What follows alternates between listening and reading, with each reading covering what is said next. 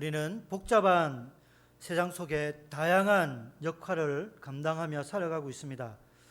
그래서 우리는 힘들 때나 어려울 때나 여러 가지 풀리지 않는 일 속에 고민과 갈등을 합니다.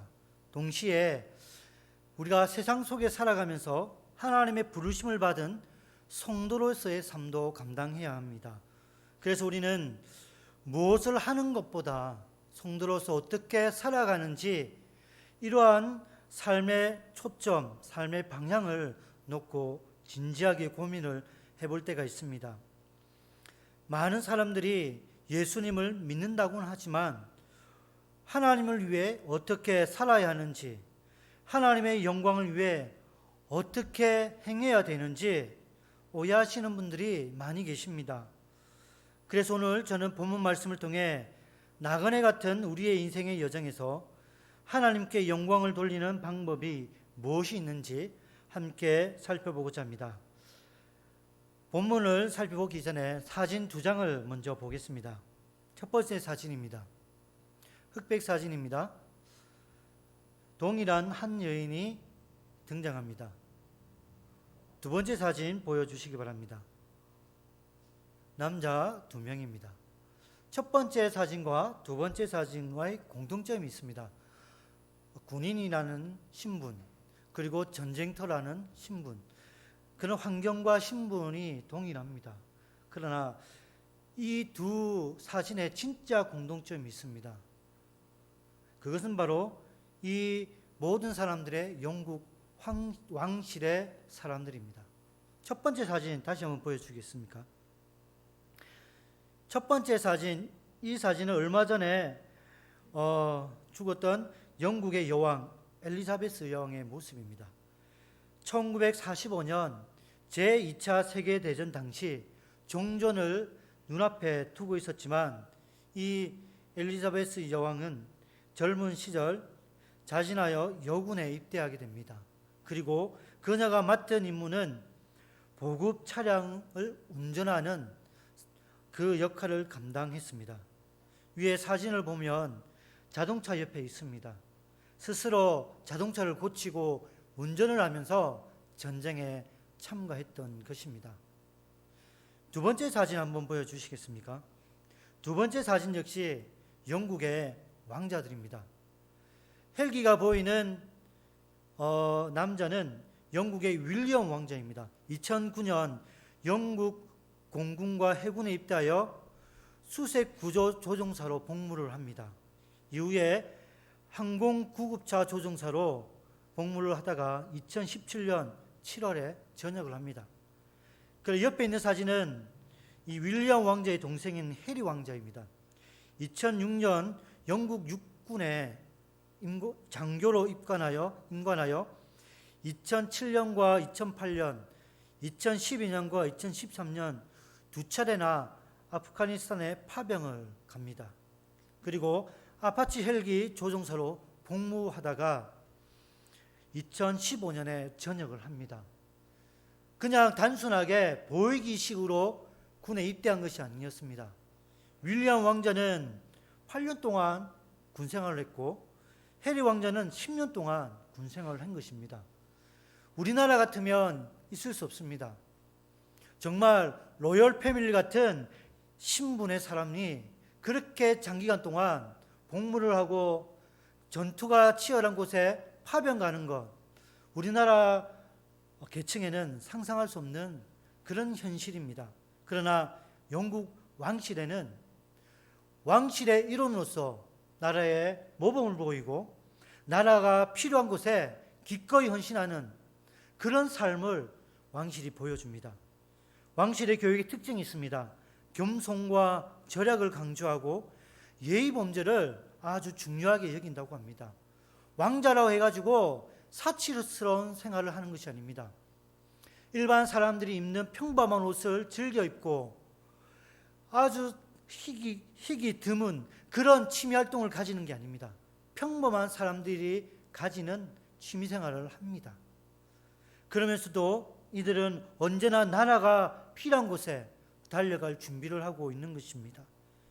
이 시대에 하나님의 부르심을 받아 하나님의 사명을 감당하고 있는 저와 여러분이 복잡하고 힘들고 어려운 이 세상 속에 우리가 그리스도인으로서 어떻게 살아야 되는지 한번 고민해 봐야 됩니다. 단순하게 우리가 돈을 많이 벌고 좋은 직장을 가지고 명예와 권력을 가지고 인기를 얻어 TV에 나와 하나님의 영광입니다, 이 한마디 하는 것이 정말 하나님의 영광이 되는 건지 한번 고민해 봐야 한다는 것입니다. 우리의 인생의 초점이 세상이 아니라 하나님께 맞춰야 한다는 것입니다. 오늘 본문을 보면 적대적인 세상 속에 놓여 있는 그리스도인들이 하나님의 영광을 위해 살아가라고 합니다. 저는 원래 설교 제목을 적대적인 세상에서 하나님께 영광을 올려드리는 나그네로 정했습니다. 그런데 제목이 길어서 하나님께 영광을 올려드리는 나그네로 줄였습니다. 하지만 본문이 쓰여질 당시 하나님의 복음을 들고 살아가는 그리스도인들의 상황은 넉넉하지 않습니다. 적대적인 세상이었습니다. 복음을 비난하고 적대하는 세상 속에 하나님을 믿고 하나님의 복음을 전하며 살아가는 이들이 어떻게 살아야 되는지 이들의 삶을 엿보면 오늘 우리의 삶의 해답이 보여집니다. 오늘 본문은 우리가 누구인지 알려줍니다. 본문에 의하면 우리는 하나님의 사랑을 받는 거류민, 나그네로 말합니다. 나그네나 거류민은 한 곳에 정착해서 살아가는 사람들이 아닙니다. 자신의 고향을 떠나 유랑하며 이곳저곳을 이동하며 살아가는 사람들입니다. 창세기 12장에 보면 하나님의 부르심을 받은 아브라함이 하나님의 말씀을 따라 그 약속의 땅을 향해 이곳저곳을 이동하며 살아갑니다. 이것이 나그네입니다. 한 곳에 정착하는 것이 아니라 하나님의 인도하심에 따라 이곳을 그리고 저곳을 향해 가는 것입니다. 그리고 창세기 47장 9절에 보면 야곱은 바로 왕에게 자신의 인생을 나그네 인생으로 말합니다. 그러면서 자신의 인생이 힘들고 어려웠다라고 말합니다. 나그네 인생은 쉬운 길이 아닙니다. 자신이 평안을 누리고 안전을 구할 수 있는 거처가 있는 곳이 아닙니다. 언제 어디서나 떠날 준비를 해야 되며 아무런 평안과 아무런 권리도 보장을 받지 못하는 신분입니다. 자신의 신분은 자신이 서 있는 그곳에 있는 것이 아니라 자신의 고향에 있는 것입니다.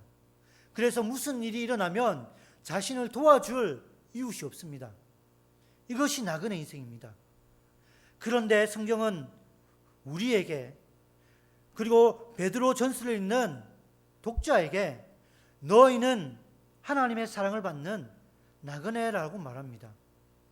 비록 나그네처럼 힘들고 어렵고 적대시하는 사람들 사이에 살아가지만 너희는 하나님의 사랑을 받는 사람들이라는 것입니다. 베드로는 사랑하는 자들아 너희에게 권하는데 영혼을 대적하여 싸우는 육체의 정욕을 이기라. 왜냐하면 지금 너희들을 비방하는 사람들이 너희들의 선한 행실을 보고 주님이 다시 오시는 그날에 하나님께 영광이 올려드리게 될 것이라고 말합니다. 하나님의 영광을 위해 살아라라고 명령하는 것이 아니라 너희들이 이렇게 살면 하나님께 영광을 올리게 될 것이다 라고 말하는 것입니다. 어떻게 살아야 되느냐? 오늘 본문을 보니까 육체의 정욕을 제어하라고 말합니다. 쉽게 말해서 육체의 정욕을 이기라라는 것입니다. 우리의 신앙이 아무런 도움이 되지 않는 육체의 정욕을 제어할 때 우리의 삶을 통해 우리를 적대하는 그 이방인들, 하나님을 비방하는 사람들이 주님 다시 오실 그날에 하나님께 영광이 된다는 것입니다. 우리가 하나님의 백성으로 이 세상 속에 살아감에도 불구하고 우리에게 필요하지 않는 것들이 많이 있습니다. 때로는 물질이, 때로는 명예와 권력이 그렇습니다. 우리는 하나님의 영광을 위해 살아가는 존재입니다. 하지만 물질이 우리의 목적이 될 수 있고, 명예가 우리의 목적이 될 수 있고, 권력이 우리의 목적이 될 수 있습니다. 자신의 성공을 위해서 타협하고 하나님을 멀리하는 사람, 만약 그러한 삶에 놓여져 있으면, 그러한 삶의 기로에 서 있으면 우리의 육체의 정욕을 버려야 되는 것입니다. 높아지려고 하는 것, 더 많이 가지려고 하는 것, 더 많이 누리려고 하는 것, 이것이 하나님 나라의 방해가 되고 하나님의 영광의 장애물이 된다면 우리 이 모든 것들을 버려야 하는 것입니다. 마가복음 10장 18절을 보면 우리에게 선한 것이 무엇이 있는지 말해줍니다. 예수께서 이르시되 내가 어찌하여 나를 선하다 일컫느냐, 하나님 한 분 외에는 선한 이가 없느니라 라고 되어 있습니다. 그런데 오늘 본문을 보면 베드로가 독자들에게 선하게 살아라고 합니다. 선하게 살려고 하는데 이 세상에 선한 사람은 아무도 없습니다. 마태복음 12장 35절 말씀을 보면 선한 사람은 선한 것을 내고 악한 사람은 악한 것을 낸다고 했습니다. 예수님의 말씀의 논리라면 이 세상에 유일하게 선한 분은 오직 하나님밖에 없는데 어떻게 우리가 선한 행위를 할 수 있겠냐는 것입니다. 우리 스스로는 선한 행위를 할 수 없습니다. 우리 스스로는 아무리 선하다고 할지라도 하나님 앞에 거듭나지 않으면 선하지 않다는 것입니다. 성경이 말하는 선한 행위는 우리 스스로, 우리 안에서 일어나는 선한 행동이 아니라 하나님의 은혜로 말미암아 행해지는 선한 행동을 말하는 것입니다. 마태복음 5장 16절에 말씀하는 것처럼 예수 그리스도의 빛이 우리에게 비춰지면 우리는 그 빛을 다른 사람에게 비추어 하나님의 영광을, 그리고 하나님의 복음을 전하게 하는 것, 이것이 선한 행동이라는 것입니다. 내 스스로 선한 행동을 하는 것이 아니라 하나님이 주신 그 긍휼하신 마음과 선하심과 사랑으로 이웃을 사랑하고 품고 섬기는, 이것이 선한 행동이라는 것입니다. 그리고 우리는 베드로전서 2장 9절에 말씀하신 것처럼 하나님의 부르심을 받은 사람들입니다. 우리는 하나님의 택하신 족속이고 왕같은 제사장이고 거룩한 하나님의 나라의 백성이고 소유입니다. 이 모든 것들은 하나님의 덕을 선포하기 위해서라 했습니다. 하나님은 우리를 부르셔서 하나님의 긍휼과 말씀 가운데에 우리의 선한 행동으로 영광을 돌리게 하라고 하십니다. 지금은 비록 우리를 이해하지 못하고 우리를 박해하고 우리를 핍박하는 사람들일지라도 참고 사랑하고 인내하는 삶의 모습을 통해 주님 다시 오실 그날에 그들이 하나님께 영광을 올려드린다는 것입니다. 여기에서 영광이라는 단어가 중요합니다. 우리가 생각하는 영광은 남보다 좀 더 나은 것이 있을 때 그리스도의 이름을 자랑하는 것이라 생각할 수 있습니다. 남들보다 좀 더 나은 것으로 하나님께 감사하는 것이 영광이라 할 수 있습니다. 하지만 본문에 쓰여진 영광은 세상적인 그런 영광이 아니라 핍박과 환난 가운데 있는 하나님의 백성들이 세상과 타협하지 않고 하나님의 복음을 전하는 것, 그리고 그 긍지와 신념으로 살아갈 때 비록 어렵고 힘들지만 하나님의 복음을 들고 끝까지 하나님의 영광을 위해 살아가는 그 삶을 영광이라고 말합니다. 그래서 지금은 핍박을 당하고 순교를 당합니다. 사람들 앞에 멸시와 조롱도 당합니다. 그러나 마지막 주님 오실 그때에 하나님이 전파된 그 복음을 통하여 하나님이 기뻐하신다는 것입니다. 주님이 다시 오실 그날에는 우리가 이 세상 속에 살아왔을 때에 은행 속에 얼마나 돈이 있느냐, 내가 얼마나 높아져 있느냐, 내가 얼마나 명예를 가지고 있느냐, 그것을 보시는 것이 아니라 우리가 어떻게 살았느냐, 우리 주님이 그것을 보신다는 것입니다. 결과보다 그 과정 속에 일어나는 우리의 삶의 여정을 보신다는 것입니다. 그래서 우리는 하나님의 영광을 위하여 정말 세상과 타협하지 않고 주님의 말씀을 위해 헌신하며 날마다 우리 자신과 싸워야 하는 것입니다. 이사야 42장 8절 말씀을 보면 나는 여호와니 이는 내 이름이라 나는 내 영광을 다른 자에게 내 찬송을 우상에게 주지 아니하리라 라고 말씀하셨습니다. 하나님은 이사야 선지자 입을 통하여 하나님의 백성들이 하나님을 예배하는 것에 대해 가증스럽다라고 말씀하셨습니다. 하지만 하나님의 그 속마음은 너희들이 진짜 예배를 드리지 말라는 것이 아니라 진정으로 예배를 드리라는 것입니다. 하나님이 너희들이 진정으로 나를 예배하라는 것입니다.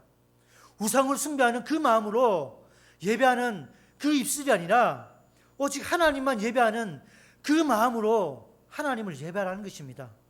그래서 나는 너희의 여호와라는 것입니다. 너희의 하나님이라는 것입니다. 너희의 주인, 너희의 주권자라는 것입니다. 그래서 나의 영광을 다른 자에게, 나의 찬송을 우상에게 주지 않겠다는 것입니다. 너희들이 섬기고 너희들이 찬양하는 그 우상에게 나의 영광을 빼앗기지 않겠다는 것입니다. 이 말은 오직 너희들이 나만을 예배하라는 것입니다. 이것이 하나님의 영광입니다. 우리가 세상을 숭배하고 돈을 쫓아가고 명예를 쫓아가는 인생을 하나님이 원하시는 것이 아니라, 그리고 그것을 쫓아가 얻는 그 결과를 기뻐 받으신 것이 아니라, 부족하지만 끊임없이 하나님 앞에 최선을 다해 예배하는 그 삶 자체를 하나님은 기뻐하신다는 것입니다. 우리 주님은 이러한 삶 속에 살아가는 우리에게 땅의 것을 추구하지 말고 하늘의 것을 추구하랍니다. 이 말 역시 세상 사람들이 부러워하고 세상 사람들이 가치로워하는 이 땅의 가치를 추구하지 말고 하늘의 가치를 품고 살아가라는 것입니다. 하나님이 기뻐하는 건지 뭔지를 깨닫고 그것을 위해 살아가라는 것입니다. 그것이 무엇이겠습니까? 바로 복음입니다. 우리 예수 그리스도는 이 복음을 완성하기 위해 십자가에 달려 죽으셨고, 이 복음을 전파하기 위해 주의 사도들이 순교를 당했고, 초대교회 수많은 선진들이 고통과 박해와 순교의 길을 걸어갔던 것입니다. 하나님의 복음과 하나님의 주어진 그 사명을 감당하기 위해서입니다. 여러분, 교회에 있어서 가장 중요한 게 무엇이겠습니까? 그것은 예배입니다. 교회에서 가장 중요한 것, 그 예배를 위해서 일제치하 때 수많은 믿음의 선진들이 박해를 당했습니다. 우상을 숭배할 수 없다, 오직 하나님만 예배해야 된다, 그러한 신념을 지키기 위해 감옥에 가고 박해를 당하고 순교를 당해왔던 것입니다. 초라하고 부족한 그 한 사람 한 사람, 그 당시에는 힘있고 권력 있는 사람들이 짓밟아 버렸던 그 예배자들, 그러나 하나님은 그 예배자들의 삶을 빛을 내게 해주셨고 우리에게 귀한 보석과 같은 열매를 맺게 해주셨습니다. 한국교회가 다른 일본이나 중국이나 동남아에 비해서 복음이 늦게 전파되었습니다. 그러나 그 어떤 나라보다 복음이 빨리 확산되었고, 그 어떤 나라보다 놀라운 부흥의 경험을 했던 나라가 우리나라입니다. 어떤 선교 동원가가 분석을 해봤습니다. 왜 우리나라가 선교의 역사가 짧고 기독교의 역사가 짧지만 다른 나라보다 놀라운 일들이 많이 일어났는가? 그것은 바로 박해와 순교였다 합니다. 예수 그리스도의 복음과 예수 그리스도를 위해 예배를 위해 헌신하고 죽었던 그 박해자와 순교자의 피로 인하여 놀라운 일들이 일어났다는 것입니다.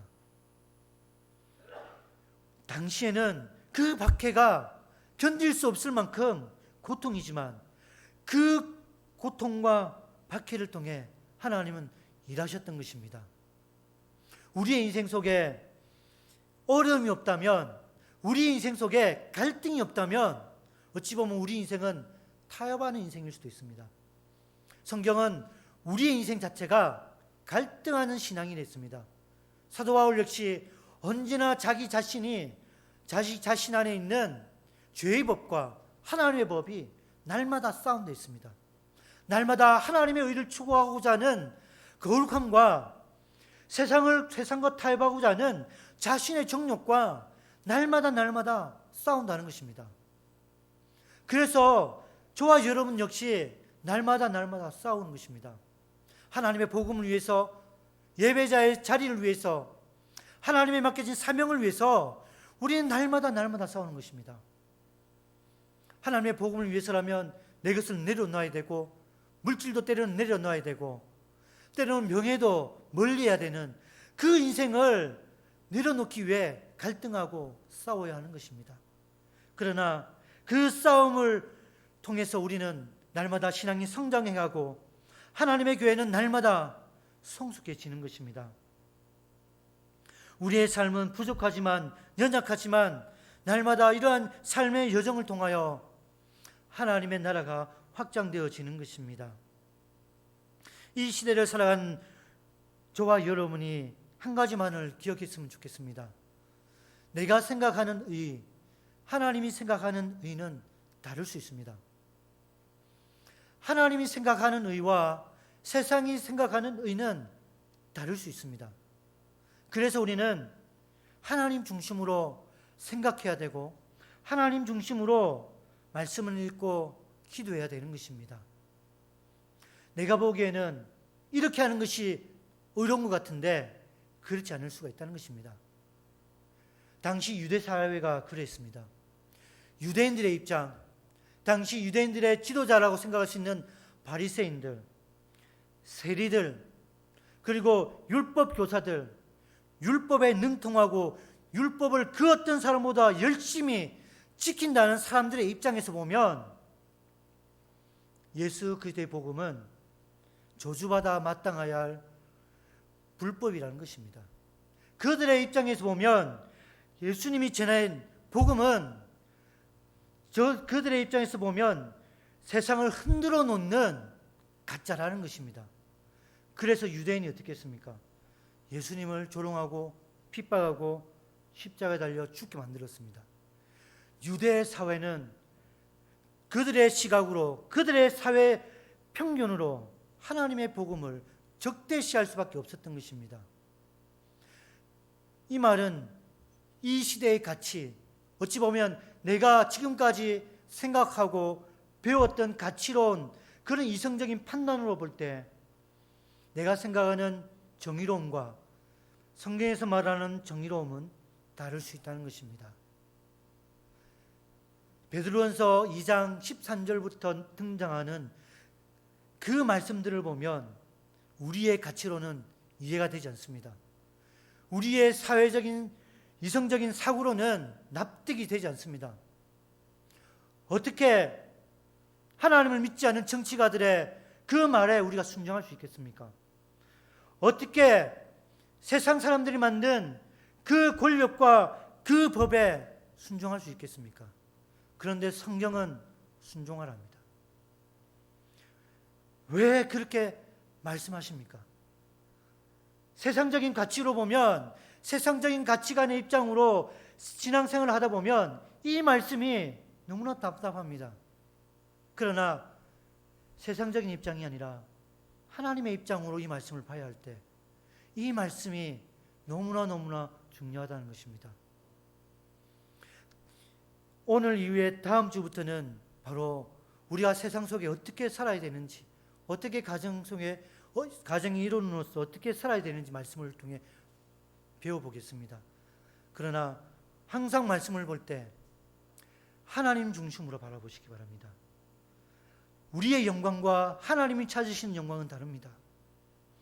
하나님의 영광은 세상의 것들을 우리가 자랑하는 것이 아니라, 세상의 가치를 올려드리는 것이 아니라 우리의 마음, 하나님을 영원하게 하는 마음을 원하십니다. 교회는 예배 공동체입니다. 누군가가 그런 질문을 합니다. 왜 전도를 합니까? 왜 선교를 합니까? 라고 질문을 합니다. 어떠한 목사님이 이렇게 말합니다. 미국의 존 파이프 목사님이라는 분이 계신데 그분은 이런 말을 합니다. 예배입니다. 예수님을 믿지 않은 그 불신자들이 예수님을 믿고 예배를 드리기 위해서 복음을 전하고 선교를 하는 것입니다. 이게 정답입니다. 예배자, 하나님을 예배하는 사람들을 세워가기 위해서 복음을 전하는 것입니다. 교회의 가장 중요한 것이 바로 그것입니다. 여러분, 봉사도 중요하고 섬김도 중요하고 다 중요합니다. 그러나 여러분, 예배의 자리, 예배를 가장 중요하는 우리 교회가 되길 바랍니다. 무엇이 우리를 가로막나 하더라도 그 예배에 최선을 다하는 저와 여러분이 되길 바랍니다. 핍박당하고 조롱하고 멸시당하는 로마 제국 밑에 있는 수많은 그리스도인들이 고통과 환난 가운데에 그 예배에 목숨을 걸었습니다. 우리 주님이 끝까지 싸워 이겨나가라고 말합니다. 세상과 타협하고 싶은 정욕들, 세상 속에 떳떳하고 자랑할 만한 것들을 추구하고 싶은 마음, 그런 정욕들 다 내려놓고 세상과 싸워 자기 자신과 싸워 하나님이 기뻐하는 예배를 끝까지 간직하라는 것이 오늘 본문의 핵심입니다. 이 시대를 살아가는 우리가 가장 중요시해야 할 것, 그것은 세상에 있는 것이 아니라 하나님의 말씀 안에 있음을 기억하고 우리 모두가 날마다 참된 예배자의 삶을 꿈꾸는 그런 교회, 그런 성도가 되기를 간절히 소원합니다.